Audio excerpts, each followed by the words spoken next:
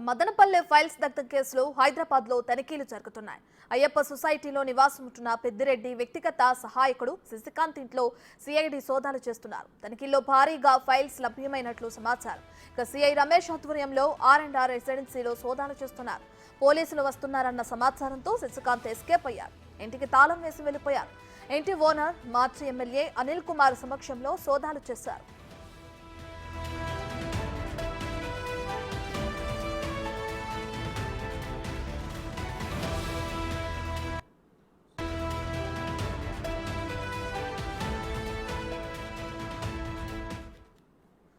ఇదే అంశానికి సంబంధించి మరింత సమాచారాన్ని మా ప్రతినిధి సురేష్ ఫోన్ ఇన్ అందిస్తారు. రైట్ సురేష్, మదనపల్లె ఫైల్ దగ్ధం కేసు గురించి అందరికీ తెలిసిందే. దీనికి సంబంధించి శశికాంత్ అనే ఇంటి వ్యక్తి ఆ ఇంట్లో నుంచి కొన్ని ఫైల్స్ కూడా లభ్యమవటం మనం చూస్తున్నాం. అంటే ఇదంతా కావాలనే ప్లాన్ ప్రకారమే చేశారనుకోవచ్చు అంటారా? దీనికి సంబంధించిన డీటెయిల్స్ అండి సురేష్.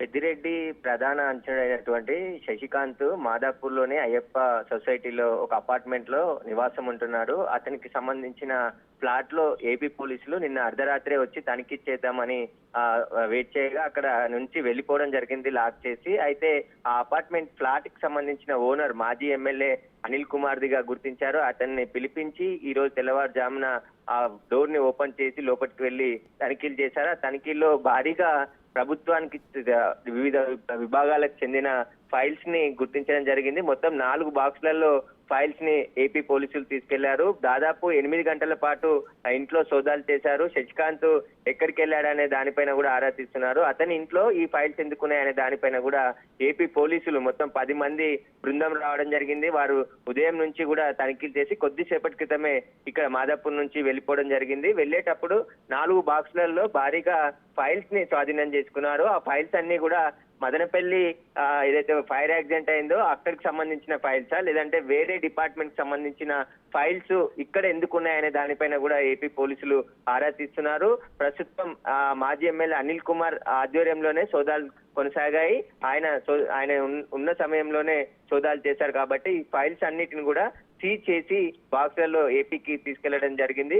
మొత్తం రమేష్ అనే ఇన్స్పెక్టర్ ఆధ్వర్యంలో 10 మంది సిబ్బంది ఈ సోదాల్లో పాల్గొన్నారు. మదనపల్లి ఆఫీస్ నుంచి ఇక్కడికి కొన్ని ఫైల్స్ తీసుకొచ్చారా లేకుంటే ఈ ఫైల్స్ ఏ డిపార్ట్మెంట్ చెందినాయి అనేది కూడా పూర్తిగా విచారణ జరుపుతున్నారు పోలీసులు. రైట్ సురేష్, అయితే శశికాంత్ ఆచూకీ ఏమైనా తెలిసిందా? అతను ఎక్కడున్నారు ఏంటన్న డీటెయిల్స్ ఏమైనా తెలిసినాయా? పోలీసులు నిన్న వస్తున్నారనే సమాచారం ముందుగానే శశికాంత్ కి తెలిసినట్టు పోలీసులు అనుమానిస్తున్నారు. అతను వచ్చే ముందే కొద్దిసేపటి క్రితం పోలీసులు వచ్చే 2-3 గంటల ముందే నిన్న సాయంత్రం తన 2 వీలర్ తీసుకొని అపార్ట్మెంట్ నుంచి వెళ్ళిపోయినట్టు అక్కడున్న వాచ్మెన్ పోలీసులకు చెప్పాడని తెలుస్తుంది.